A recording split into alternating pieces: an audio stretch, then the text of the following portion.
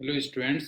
आज हमारा ये एरोडोप सीरीज का 19th लेक्चर है और रोटेशनल मोशन का फर्स्ट लेक्चर। और इसमें हम एरोडोप की 1.44, 1.46 टू 1.53 और 1.185 ये प्रॉब्लम्स डिस्कस करेंगे। और स्टार्टिंग की कुछ प्रॉब्लम्स इसमें kinematics of pure rotational motion of a rigid body पे बेस्ड हैं, जिसमें आप जानते होंगे कि अगर अल्फा की वैल्यू कांस्टेंट है तो omega equal to omega not plus alpha T, वो इक्वेशन हम लगाते हैं। और अगर वेरिएबल है अल्फा की वैल्यू तो फिर हम इंटीग्रेशन या डिफरेंशिएशन पे जाते हैं। बस थोड़ा सा डिफरेंस ये है कि वहाँ पे जो हम नॉर्मल क्लास में एंगल के लिए थीटा लेते हैं वो यहाँ पे ज़्यादातर क्वेश्चंस में फाई लिया हुआ है, तो उस चीज़ का थोड़ा ध्यान रखिएगा। सबसे पहले चलते हैं, जैसे ये रोटेशनल एंगल फाई, ये बीटा टी स्क्वायर दिया हुआ है, बीटा की वैल्यू भी दे रखी है, ध्यान रखना। और तुम्हें टोटल एक्सीलरेशन निकालना है, प्योर रोटेशनल मोशन है, ध्यान रखना। और कोई पॉइंट ए है रिम पे, अगर t इक्वल टू 2.5 सेकेंड का, ध्यान रखना। अगर लीनियर वेलोसिटी ए की इस मोमेंट पे 0.65 सेकेंड है, सबसे पहले तो जो फाई दिया हुआ है बीटा को अगर मैं रख लूं तो 0.2 इंटू टी स्क्वायर दिया हुआ है, ये हो गया। तो ओमेगा आ जाएगा D phi by D T,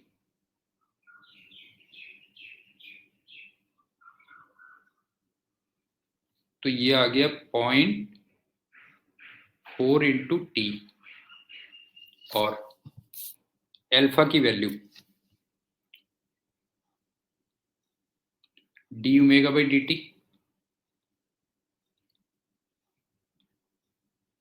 0.4। और किसी डिस्टेंस आर पे, at distance are,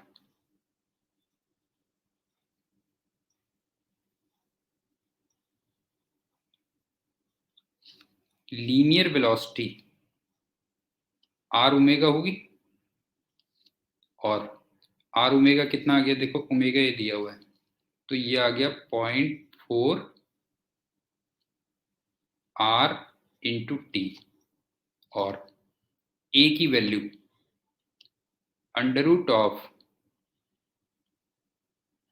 A T square plus A radial का स्क्वायर होगा। और ए टी तुम जानते होगे आर अल्फा होता है, इसका मतलब ये आर अल्फा का स्क्वायर। और अल्फा हमारा 0.4 था, तो ये आ गया 0.4 आर, इसका स्क्वायर। और ए आर तुम जानते होगे आर ओमेगा स्क्वायर होता है, और ओमेगा ये है, तो इसका मतलब ये हो गया 0.16 आर टी स्क्वायर, और इसका भी स्क्वायर आ गया। एक बार सारी इक्वेशन देख लो, बड़ा सिंपल सा है कि आपको फाई दिया था omega equal to D phi by D T, alpha equal to D omega by D T. और अगर मैं आर डिस्टेंस पे देखूं तो v equal to R omega, ये आ गया। और एक्सेलेरेशन आ गया ए टी का स्क्वायर प्लस ए आर का स्क्वायर। और तुमसे एक्सेलेरेशन ही पूछा हुआ था, ध्यान रखना। अब देखो 0.25 सेकेंड पे तुम्हें v दिया हुआ है, नहीं, 0.25 सेकेंड पे v दिया हुआ है, तो इसका मतलब ये v दे रखा है 0.65 और t दे रखा है 2.5। तो यहां से r निकल जाएगा बस तुम्हारा, फाइंड r।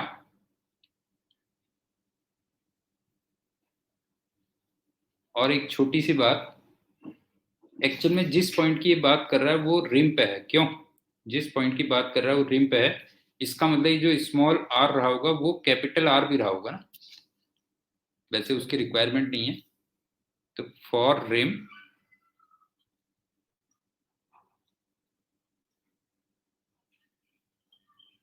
स्मॉल आर ही कैपिटल आर रहा होगा। और एक्सीलरेशन की ये इक्वेशन थी। अब हम आर और टी की वैल्यू इक्वेशन 1 में पुट कर देना बस हो गया। Put R and T in equation 1। वहां से तुम्हारा A निकल जाएगा।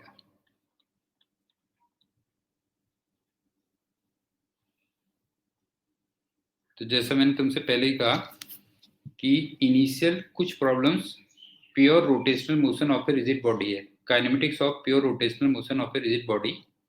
और उसमें अगर अल्फा कांस्टेंट होता है तो हम omega equal to omega not plus alpha T ये वाली इक्वेशंस लगा लेते हैं। और अगर अल्फा वेरिएबल है तो फिर हम इंटीग्रेशन डिफरेंशिएशन करते हैं।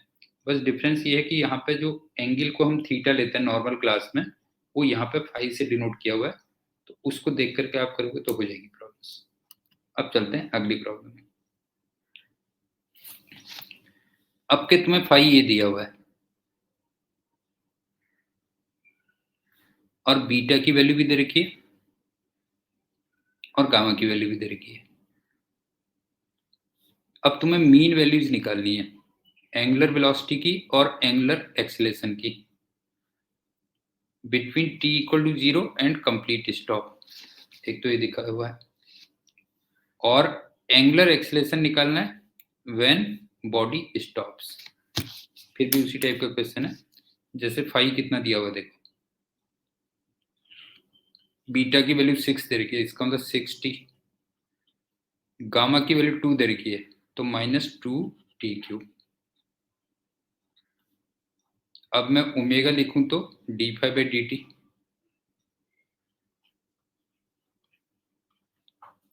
तो ये 6 - 6t² हो गया। और अल्फा की अगर वैल्यू लिखूं तो d⍵/dt। और ये आ गया -12t। अब आप देखो मीन वैल्यूज आपको कहां कहां पे निकालना है, t इक्वल टू 0 पे और कंप्लीट स्टॉप पे। तो एक चीज देखो कि इसमें ओमेगा की वैल्यू 0 किस टाइम पे आ रही है, एट t इक्वल टू 1 पे आ रही है। क्यों?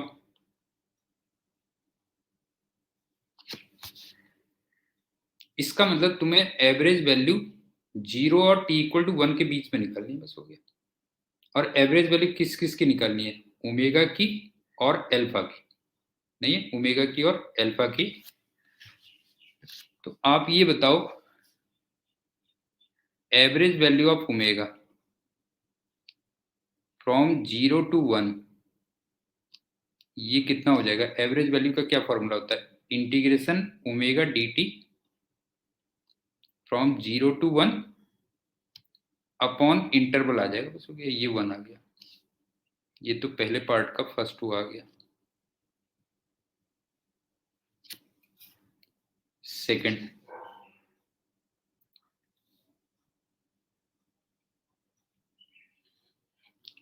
अगर तुम्हें एवरेज वैल्यू ऑफ अल्फा निकालनी है 0 से 1 में, तो अगेन तुम क्या करोगे, integration alpha dt from 0 to 1 और अपॉन 1 कर दोगे, तो यहां से ये आ गया। और तुम्हें एंगुलर एक्सेलरेशन निकालना था जब वो रुकता है, इसका मतलब t इक्वल टू 1 पे। क्यों? t इक्वल टू 1 पे तुम्हें एंगुलर एक्सेलरेशन निकालना है। तो अल्फा की वैल्यू कितनी आ गई t इक्वल टू 1 पे, -12 रेडियन पर सेकंड स्क्वायर आ गई। तो आंसर जो दे रखा है वो मैग्नीट्यूड वाइज दे रखा है, ध्यान रखना इसका। जैसे 12 दे रखा है, इसने आंसर जो दे रखा है वो मैग्नीट्यूड वाइज दे रखा है। तो यहाँ पे जो बी पार्ट आ गया, alpha at T equal to 1, वो कितना आ रहा है, -12 रेडियन पर सेकेंड स्क्वायर। इधर भी हो सकता है, वो सब मैग्नीट्यूड ही दिए हो इसने। तो एक बार दोबारा देख लो।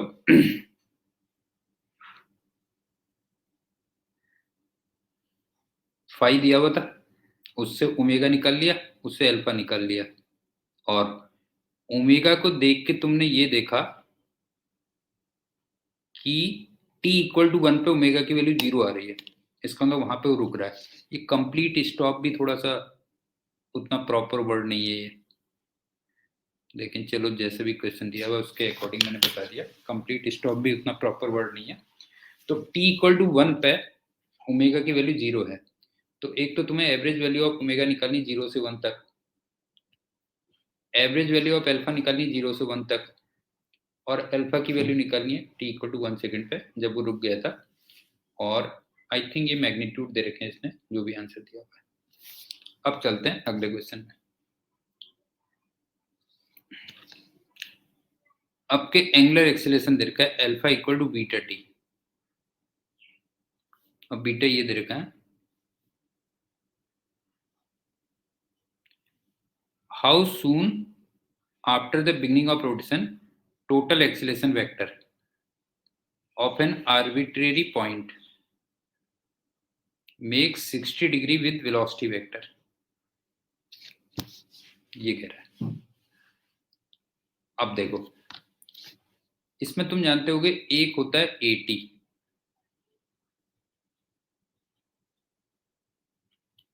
और एक होता है AN, और ये आता है A। और वेलोसिटी AT के लॉन्ग होती है ना, ये हो गया। और तुमसे V और A के बीच में 60 डिग्री का एंगल दिया हुआ है, ये दिया हुआ है ना, 60 डिग्री का एंगल दिया हुआ है। तो अगर तुम tan 60 लिखोगे मीन्स √3, तो ये आ जाएगा AN अपॉन 80, और AN का मतलब होता है R ओमेगा स्क्वायर, और AT का मतलब होता है R अल्फा। तो चलो वो R तो कैंसिल ही हो गया ना, मतलब किस पॉइंट की बात कर रहा है उसका तो कोई में मतलब ही नहीं है। तो इसका मतलब ओमेगा स्क्वायर अपॉन अल्फा आ गया, क्यों?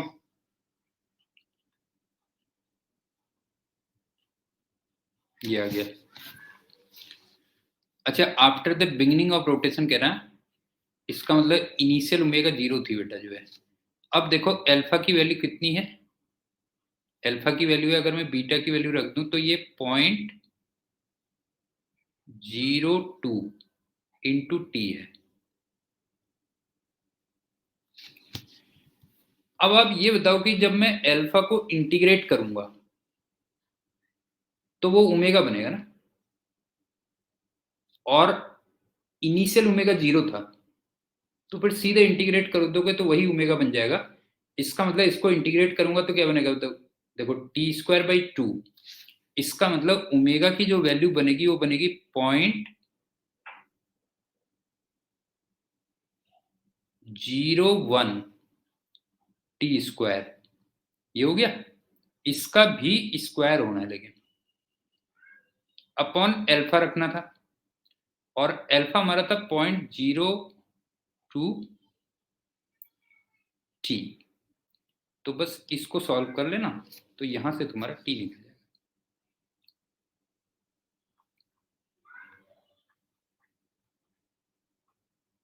अच्छा, वैसे भी तुम्हें एक चीज ध्यान होगी ना कि pure rotational motion of a rigid body, actual में कई सारे पार्टिकल्स का सर्कुलर मोशन होता है, तो इसमें काफी हद तक वो सर्कुलर मोशन वाली थ्योरी रिपीट हो रही है ना।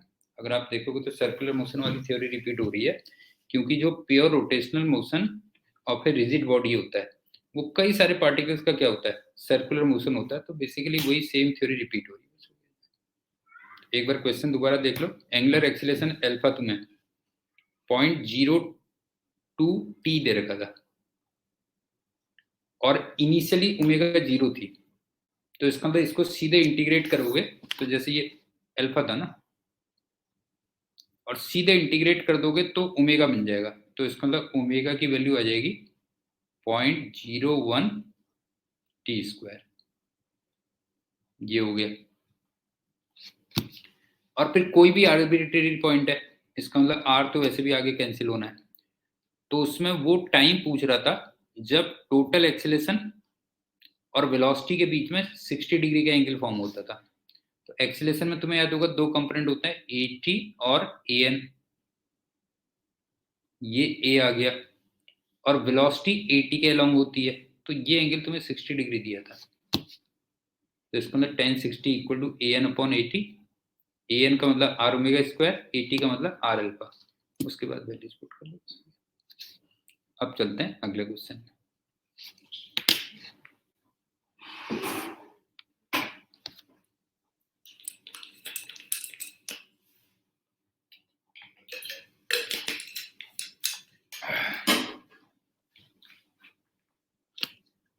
अब देखो, angular deceleration alpha proportional to root omega दे रखा है और मीन एंगुलर वेलोसिटी निकालनी है।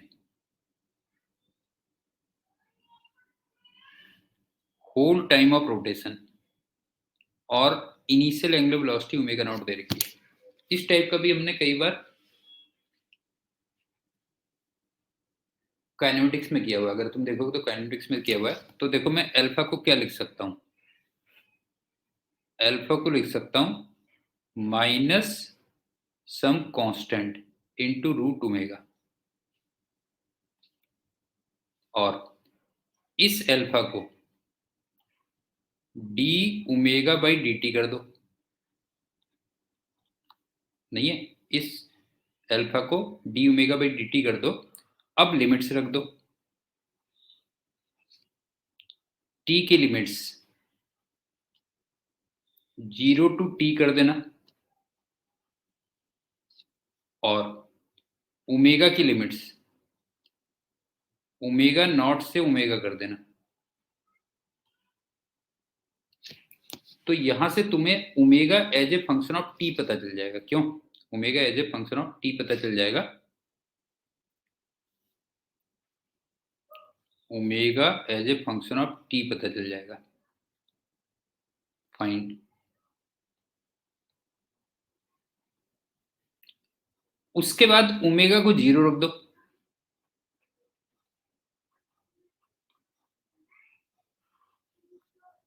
और टाइम फाइंड कर लो जब वो रुक जाएगा। और इस टाइम को मान लो मैं लेट टी नॉट कह देता हूं।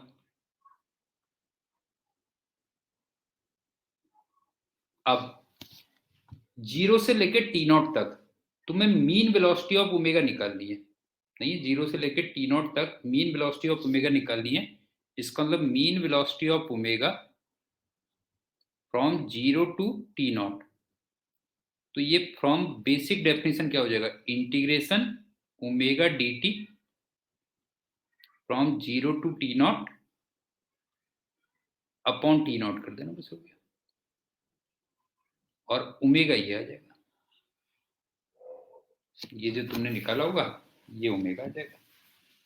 आई थिंक समझ में आ गया होगा।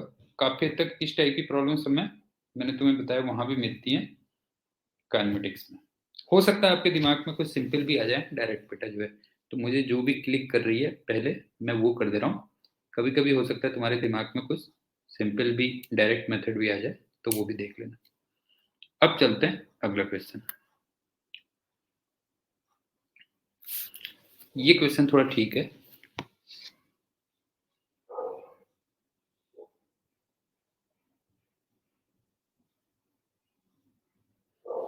अल्फा ये दिया हुआ है, और angular velocity as a function of phi निकालनी है और तुम्हें ग्राफ भी ड्रॉ करना है। Plot of this dependence, actually graph ज्यादा इंपॉर्टेंट है। तो देखो एल्फा जैसे दिया हुआ है एल्फा नॉट कॉस फाई, तो एल्फा को मैं omega into D omega by D phi लिख सकता हूं।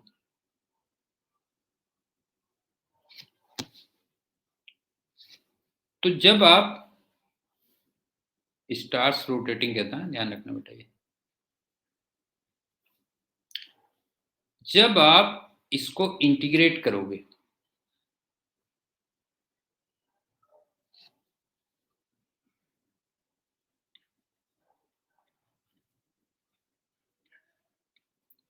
तो तुम omega as a function of phi निकाल सकते हो ना, यहां तक तो कोई प्रॉब्लम नहीं है।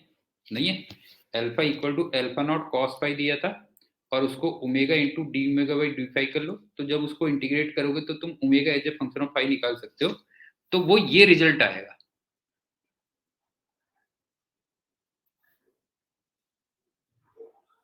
Omega equal to plus minus under root twice alpha not sine phi. अब देखो ना इसमें कैच पॉइंट क्या है बेटा,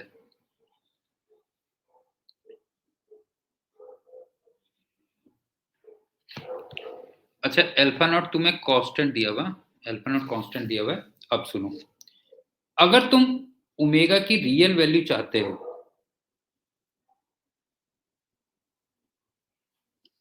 तो फिर जो साइन फाई होना चाहिए वो greater than equal to zero होना चाहिए ना, मतलब निगेटिव नहीं हो सकता ना। अगर तुम ओमेगा की तुम्हें रियल वैल्यू चाहिए तो साइन फाई फिर ये निगेटिव नहीं हो सकता।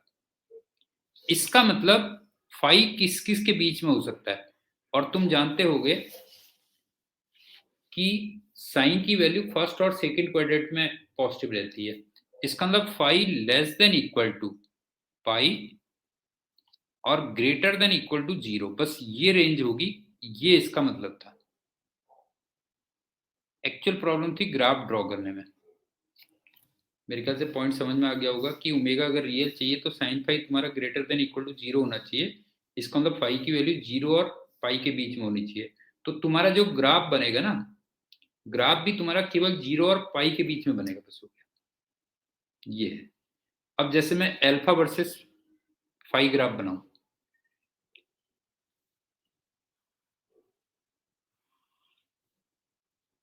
ये अल्फा है वर्सेस फाई है,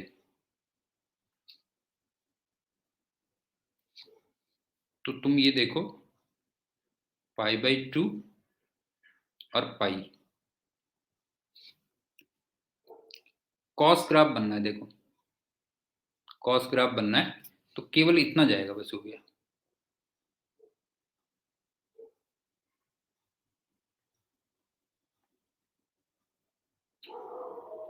ये कह लो, फिर वापस आ जाएगा वही वाला ग्राफ, और ये हो गई अल्फा नॉट और ये हो गई माइनस अल्फा नॉट। तो अल्फा तो ऐसे वेरी करेगा फाई के साथ में। अब चलते हैं omega versus phi.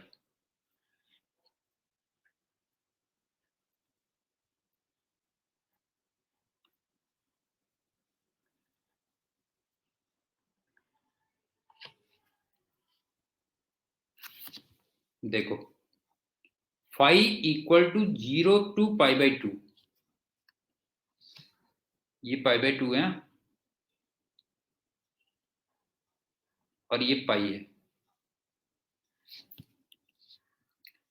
Phi equal to zero to pi by two, पहले प्लस में वैल्यू बढ़ेगी और फिर पाई बाई टू से पाई तक प्लस में वैल्यू कम होगी।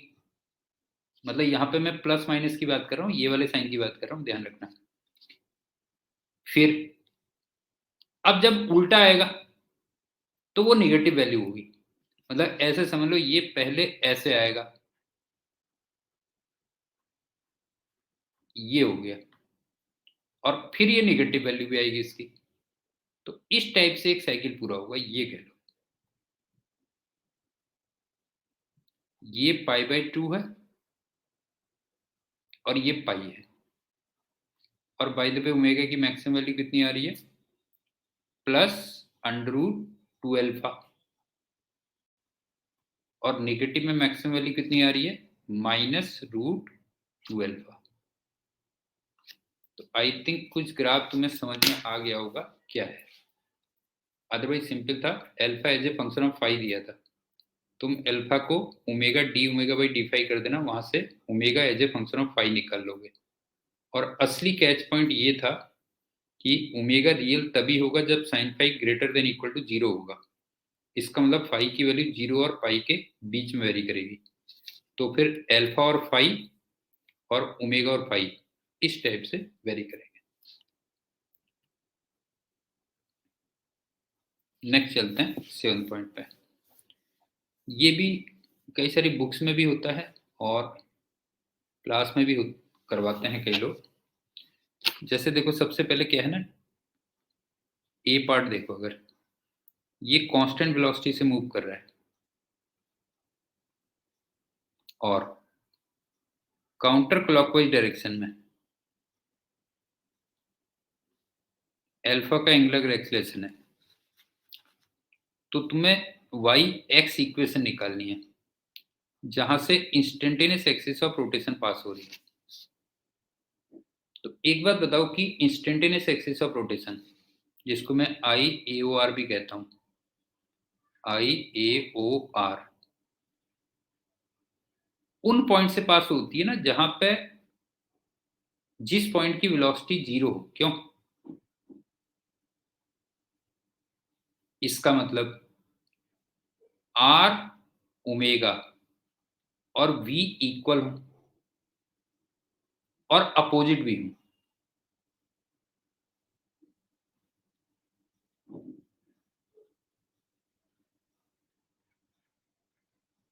दोबारा सुन लो, इंस्टेंटेनियस एक्सिस ऑफ रोटेशन उन पॉइंट से पास होती है जहां पे वेलोसिटी 0 हो। इसका मतलब V और R omega equal and opposite हो।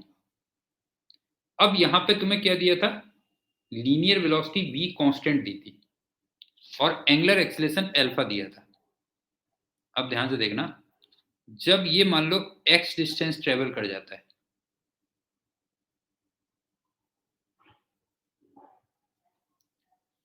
तो पहली बात तो x डिस्टेंस ट्रेवल करने में इसको जो टाइम लगा होगा वो x/v लगा होगा, और इस टाइम पे जो ओमेगा आ चुकी होगी वो अल्फा टाइम्स t आ चुकी होगी, और t का मतलब हम निकाल चुके हैं x/v। इसका मतलब अल्फा x/v। अच्छा, स्टार्टिंग में इसका सेंटर O पे था, ध्यान रखना, स्टार्टिंग में इसका सेंटर O पे था। दोबारा देख लो, जब डिस्क का सेंटर x डिस्टेंस पे जा चुका है तो उसमें जो टाइम लगेगा वो x/v लगेगा, और उस समय ओमेगा कितनी आ चुकी होगी? Alpha into T. इसका मतलब अल्फा x/v। अब मुझे वो पॉइंट फाइंड करना है जहां पे r ओमेगा और v कैंसिल हो रहे हो। तो देखो, अगर मैं इस लाइन के अक्रॉस देखूं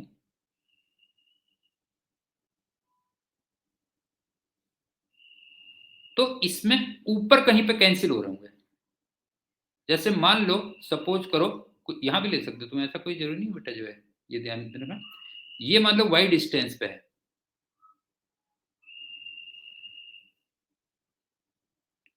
तो यहां पे v तो इधर को आ गया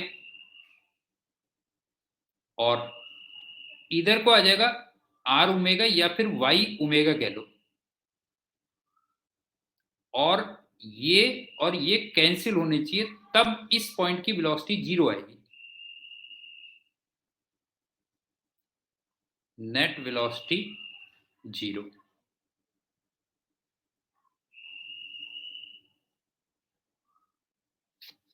इसका मतलब y ओमेगा या फिर r ओमेगा वो v के इक्वल होना चाहिए किसी ऊपर वाले पॉइंट पे।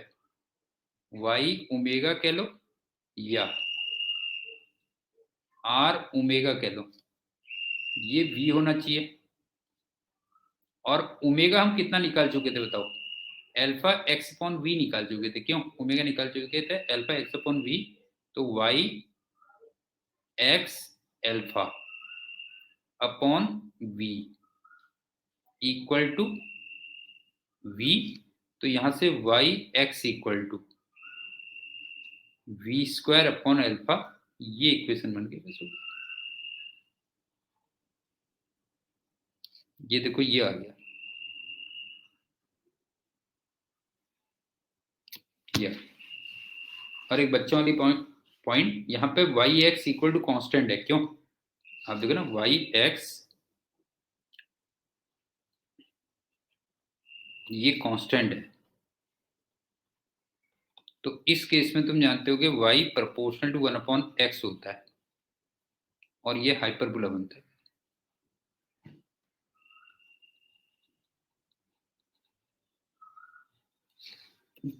क्वेश्चन एक बार दोबारा सुन लो। t इक्वल टू 0 पे डिस्क का सेंटर O पे था और v की कांस्टेंट वेलोसिटी से आगे जा रहा था। इनिशियल एंगुलर वेलोसिटी 0 थी और काउंटर क्लॉकवाइज डायरेक्शन में एंगुलर एक्सेलरेशन अल्फा था। तो हमें इंस्टेंटेनियस एक्सिस ऑफ रोटेशन उसकी वाई एक्स इक्वेशन बनानी थी। तो मैंने तुमसे कहा कि इंस्टेंटेनियस एक्सिस ऑफ रोटेशन का मतलब जहां पे पॉइंट रेस्ट पे हो, इसका मतलब v और r omega equal and opposite हो। अब सेंटर जब x डिस्टेंस ट्रेवल कर जाएगा तो उसमें जो टाइम लगेगा वो x अपॉन वी लगेगा, और उस समय ओमेगा की वैल्यू एल्फा टी होगी या एल्फा एक्स अपॉन वी होगी। अब मुझे v और r ओमेगा को कैंसिल करवाना था, तो इसमें तुम्हें दिख रहा होगा कि c के जब मैं ऊपर रहूंगा तब v और r ओमेगा अपोजिट आएंगे, और मान लो सेंटर से वो डिस्टेंस y है जिसको r भी कह सकते थे, तो इसका मतलब y ओमेगा को तुम्हें क्या करना है, v के इक्वल करना है। अच्छा, दूसरे पार्ट में उल्टा है इसमें। दूसरे पार्ट में क्या है सुनो।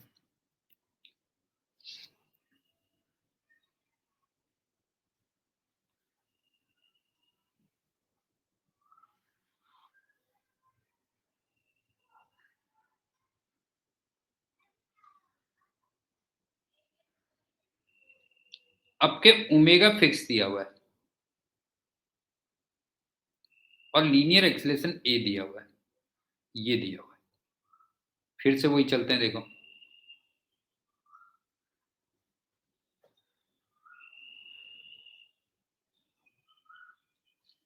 जब इसका सेंटर x डिस्टेंस आ चुका है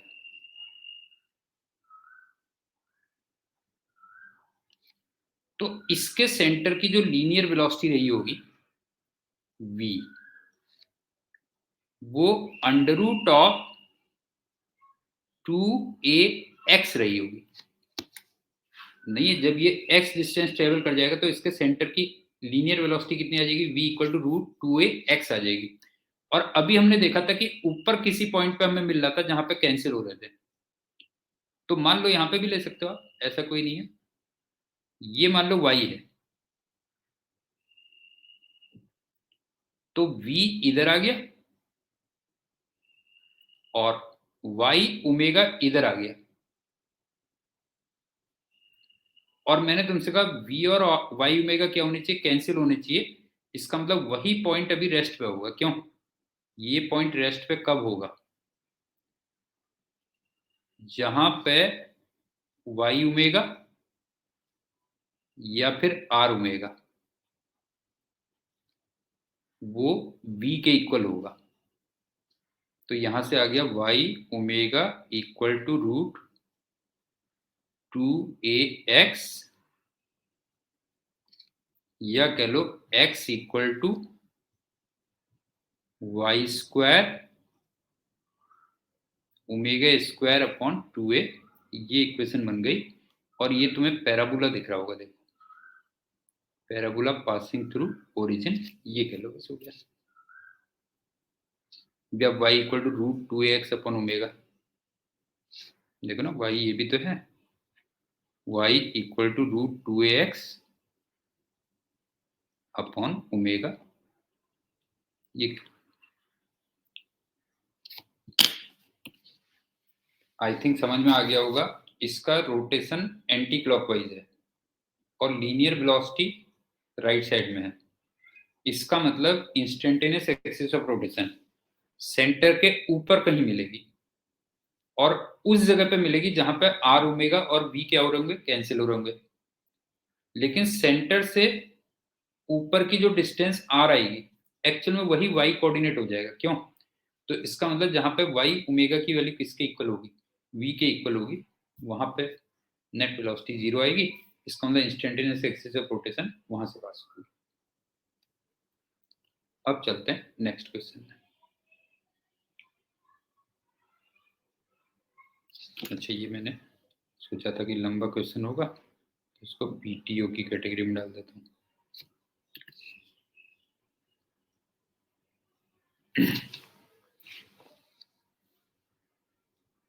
व्हील के रिम में एक पॉइंट ए है और इसकी रेडियस ये है। रोल्स विदाउट स्लिप और हॉरिजॉन्टल वेलोसिटी 1 मीटर पर सेकंड दे रखी है।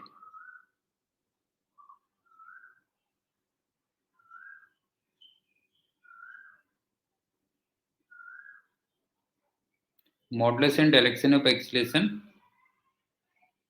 ये, और टोटल डिस्टेंस s जो a ट्रेवल करता है between two successive moments is touches the surface. सुनो,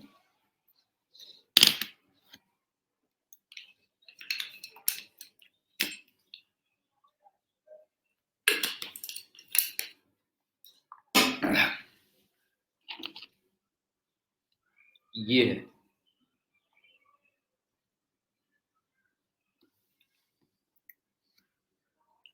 ये पॉइंट ए है और इसकी वेलोसिटी वो 1 मीटर पर सेकंड दे रखी है और रेडियस 0.5 मीटर दे रखी है और इस पॉइंट का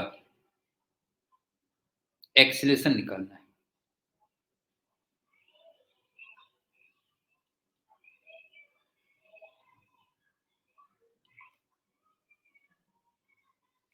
और ये प्योर रोल कर रहा है, ध्यान रखना, प्योर रोल, ऐसे भी घूम रहा है। तो सबसे पहली बात, जो ओमेगा होगा वो तो v अपॉन आर होगा। तो v अपॉन आर करोगे तो 2 रेडियन पर सेकेंड ये आ जाएगा।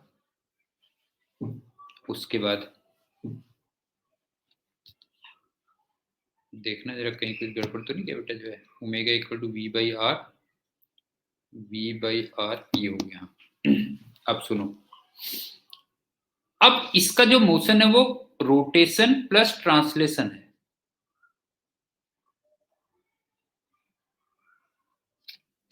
ठीक है ना, इसका जो मोशन है वो रोटेशन प्लस ट्रांसलेशन है।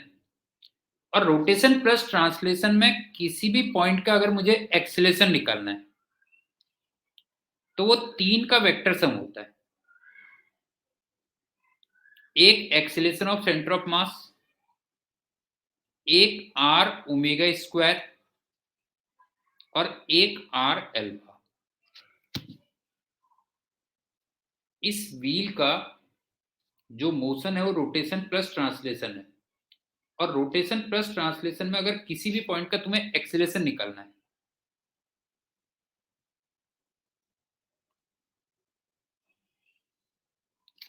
तो वो 3 का वेक्टर सम होता है।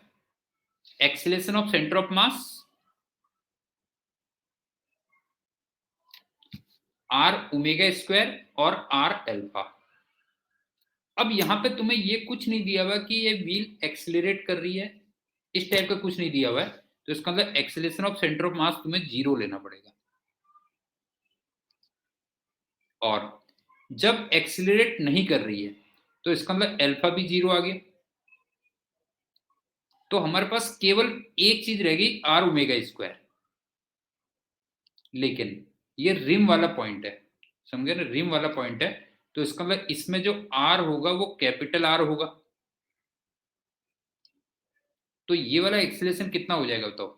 ये आ जाएगा आर इंटू ओमेगा स्क्वायर, और आर दिया हुआ है 0.5 और ओमेगा स्क्वायर का मतलब 4। तो अल्टीमेटली ये आ गया 2 मीटर पर सेकेंड स्क्वायर हो गया। और बाय द वे ये वाला कंपोनेंट किधर को आता है? ये एक्सेलेरेशन किधर को आता है बेटा? जो है टुवर्ड्स द सेंटर आता है। तो इसका जो एक्सेलेरेशन आएगा वो ये होगा, बस हो गया। इधर को आ जाएगा एक्सेलेरेशन ऑफ ए, और ये हो जाएगा 2 मीटर पर सेकेंड स्क्वायर। तो ये आ गया देखो 2 metre per second square directed to the centre of the wheel. Concept मेरे ख्याल से तुमने क्लास में पढ़ा होगा, फिर भी एक बार रिपीट कर दे रहा हूँ। व्हील का जो रोटेशन है वो रोटेशन, व्हील का जो मोशन है रोटेशन प्लस ट्रांसलेशन है। उसमें अगर किसी भी पॉइंट का तुम्हें एक्सेलरेशन निकालना होता है तो 3 कंपोनेंट्स होते हैं। एक्सेलरेशन ऑफ सेंटर ऑफ मास जो यहाँ पे 0 दिया हुआ है बिकॉज कोई एक्सेलरेशन वगैरह नहीं दिया हुआ है, आर ओमेगा स्क्वायर और आर अल्फा। सिंस कोई एक्सीलरेटेड मोशन है नहीं तो अल्फा 0 होगा, तो आर अल्फा भी 0 हो जाएगा। तो इसका मतलब एक्सेलरेशन में एक कंपोनेंट अभी भी रह जाएगा, और वो रह जाएगा स्मॉल आर ओमेगा स्क्वायर। और रिम वाला पॉइंट है तो इसका मतलब स्मॉल आर की वैल्यू एक्चुअल में कैपिटल आर होगी। तो तुम्हें आर ओमेगा स्क्वायर करना होगा और वो सेंटर की तरफ। तो इसमें एक इंटरेस्टिंग पॉइंट क्या है कि वैसे तुम देखोगे तो सेंटर ऑफ मास एक्सिलेटेड नहीं है, ये मोशन एक्सिलेटेड नहीं है, लेकिन ए का एक्सिलेशन आ रहा है। ऐसा नहीं कि ए का एक्सिलेशन नहीं आ रहा है। आई थिंक पॉइंट समझ में आ रहा होगा मैं क्या कह रहा हूं, कि वैसे अगर आप देखोगे तो मोशन एक्सिलरेटेड नहीं है, लेकिन ए पॉइंट का एक्सिलेशन आ रहा है। इसी टाइप से अगर तुम ये वाला पॉइंट देखते तो इसमें भी इधर को एक्सिलेशन आता, इसमें भी इधर को एक्सिलेशन आता, और इसमें इधर को एक्सिलेशन आता। बल्कि रादर तुम कह सकते हो कि इस वाले केस में हर पॉइंट का एक्सिलेशन होगा एक्सेप्ट सेंटर। और वो किधर की तरफ को होगा? सेंटर की तरफ। और कितना होगा? आर ओमेगा स्क्वायर होगा। मतलब यहां से एक कंक्लूजन भी निकला ना, देखो कंक्लूजन क्या निकला देखो, कि अगर यूनिफॉर्म प्योर रोलिंग हो,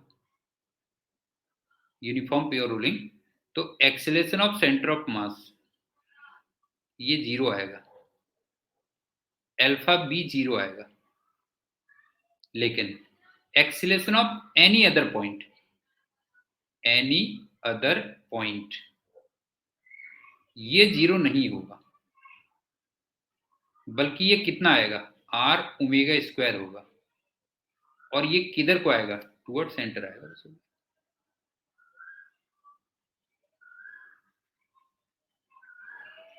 तो आई थिंक ये कंसेप्ट समझ में आ गया होगा कि यूनिफॉर्म प्योर रूलिंग में सेंटर ऑफ मास का एक्सेलरेशन 0, अल्फा 0, लेकिन किसी भी और पॉइंट का एक्सेलरेशन 0 नहीं होगा, बल्कि आर ओमेगा स्क्वायर होगा और वो टुवर्ड सेंटर होगा। अच्छा, इसका बी पार्ट तो बड़ा स्टैंडर्ड रिजल्ट है, तुम जानते भी होगे कि ये जो ए पॉइंट है ये एक पूरे रोटेशन में कितनी डिस्टेंस ट्रेवल करेगा। तो मैं जस्ट यहाँ पे रिजल्ट लिख दे रहा हूँ। सबसे पहली बात, जो ए पॉइंट होता है ये हर बुक में मिल जाएगा तुम्हें, ये साइक्लॉइड पार्ट ट्रेवल करता है ना, साइक्लॉइड पार्ट ट्रेवल करता है, और एक रोटेशन में कितनी डिस्टेंस ट्रेवल कर लेता है? 8 आर कर लेता है। और यहाँ पे आर की वैल्यू 0.5 मीटर है, तो इसका मतलब यहाँ पे डिस्टेंस 4 मीटर आ जाएगी। ये आ गई। तो मेरे ख्याल से याद होगा ये रिजल्ट, कि बॉटम मोस्ट पॉइंट या कोई भी सरकमफ्रेंस का अगर कोई भी पॉइंट है वो एक साइक्लॉइड पाथ ट्रेवल करता है, और एक पूरे रोटेशन में कितना ट्रेवल कर जाता है? 8 आर कर जाता है।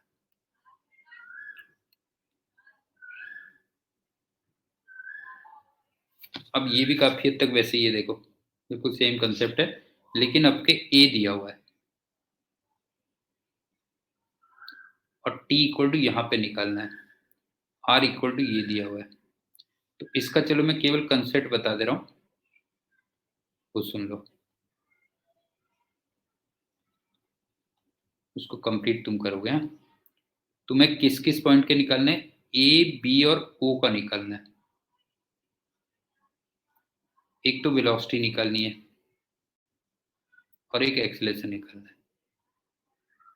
सबसे पहली बात,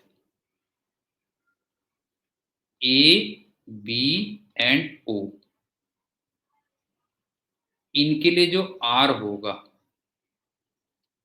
वो कैपिटल आर के इक्वल होगा। एक तो बात ये ध्यान रखना। दूसरी बात, ए दिया हुआ है, टी दिया हुआ है, इनिशियल वेलोसिटी सब जीरो थी, तो इसका मतलब v equal to a t लगा देना। तीसरी बात, प्योर रोलिंग दे रखी है, ध्यान से देखना बेटा, विदाउट स्लिप। ओमेगा की वैल्यू v बाई आर रख देना। चौथी बात, अब तुम्हें अगर वेलोसिटी किसी पॉइंट की निकालनी है तो तुम जानते होगे वो दो का वेक्टर सम होती है, v और r ओमेगा का वेक्टर सम होती है। और अगर तुम्हें किसी पॉइंट का एक्सेलरेशन निकालना है तो वो तीन का वेक्टर सम होती है, ए आर अल्फा और आर ओमेगा स्क्वायर। और बाय द वे यहाँ पे ए कितना दिया हुआ है, 2.5 सेंटीमीटर पर सेकंड स्क्वायर दिया हुआ है।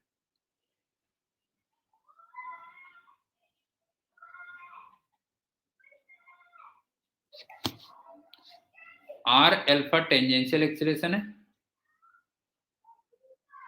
और r omega square radial acceleration या फिर नॉर्मल एक्सेलरेशन है। आई थिंक इसके बाद मेरे ख्याल से कर लोगे, ये तुमने काफी क्लासेस में किया होगा। तो इसके मेन पॉइंट्स बता दे रहा हूँ क्या क्या है। ए बी और ओ तीनों पॉइंट्स के लिए स्मॉल आर की वैल्यू कैपिटल आर के इक्वल है।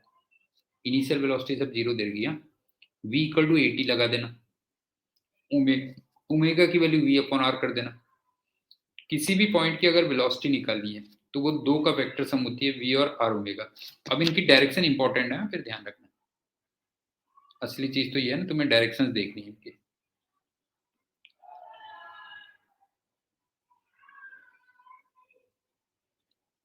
और किसी भी पॉइंट का अगर एक्सेलरेशन निकालना है तो तीन का वेक्टर सम होता है, ए आर अल्फा और आर ओमेगा स्क्वायर। और ए वहां पे सेंटर ऑफ मास का एक्सेलरेशन होता है। जैसे यहाँ पे v जो था वो सेंटर ऑफ मास की वेलोसिटी थी, तो वैसे यहाँ पे जो ए होता है वो किसका एक्सेलरेशन होता है, सेंटर ऑफ मास का एक्सेलरेशन होता है। ठीक है, अब इस लेक्चर का लास्ट क्वेश्चन, आपको एंगुलर मोमेंटम ये दिया हुआ है और ए और बी कांस्टेंट वेक्टर्स दिए हुए हैं और ए परपेंडिकुलर टू बी दिया हुआ है। तुम्हें टॉर्क निकालना है।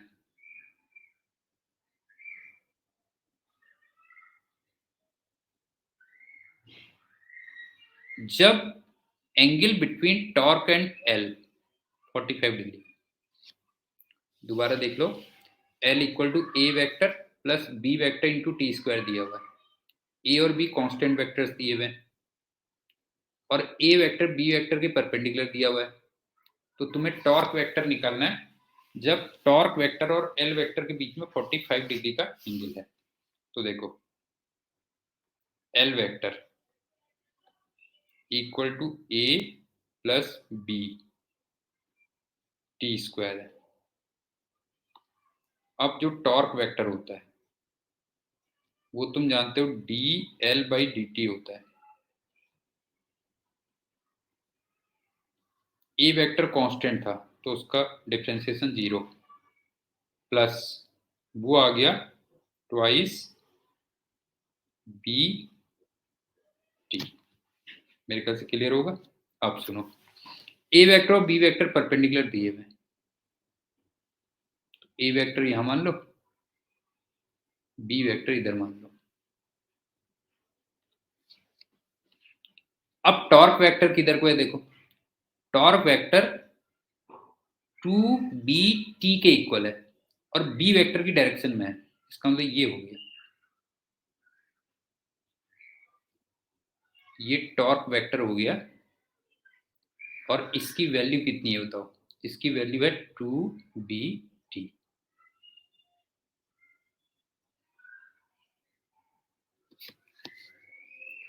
अब एल वेक्टर में आ जाओ, ए वेक्टर की डायरेक्शन में ए वैल्यू है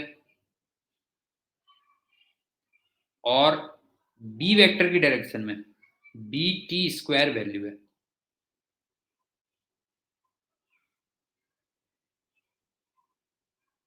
तो इसका मतलब ये बना एल वेक्टर। अब ध्यान से देखना, एल वेक्टर और टॉर्क वेक्टर, इसमें 45 डिग्री का एंगल दे रखा है।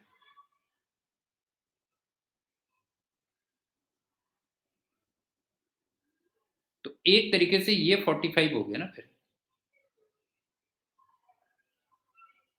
और ये 45 कब होगा बताओ जो है, ये 45 तब होगा जब बी टी स्क्वायर और ए क्या होंगे, इक्वल होंगे।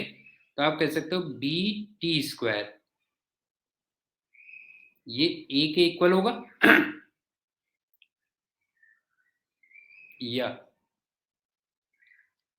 टी की वैल्यू √a/b आ जाएगी।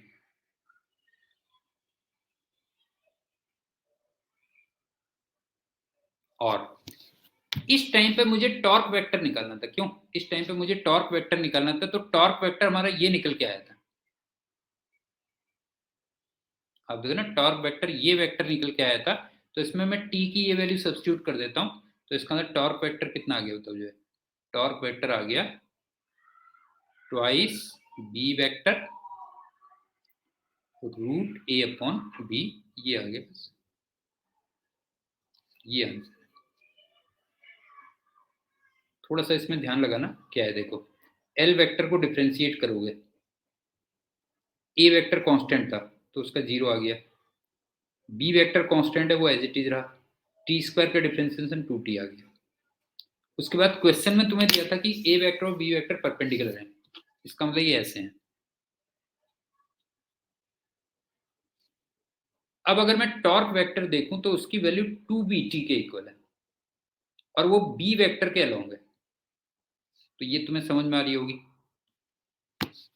अब मैं एल वेक्टर को देखूं तो ए वेक्टर की डायरेक्शन में ए वैल्यू है और बी वेक्टर की डायरेक्शन में बी टी स्क्वायर वैल्यू है, नहीं बी टी स्क्वायर वैल्यू है, और तुम्हें एल वेक्टर और टाउ वेक्टर के बीच में 45 डिग्री का एंगल दिया था, तो वहां से तुम्हें दिख रहा होगा कि बी टी स्क्वायर की वैल्यू ए के इक्वल आनी चाहिए, तो वहां से तुमने टी निकाला और फिर उस टाइम पे टॉर्क वेक्टर। सो स्टूडेंट्स, इस लेक्चर के लिए इतना ही, बाकी रोटेशन के कुछ और क्वेश्चन हम नेक्स्ट लेक्चर में लेंगे। So thank you and good day.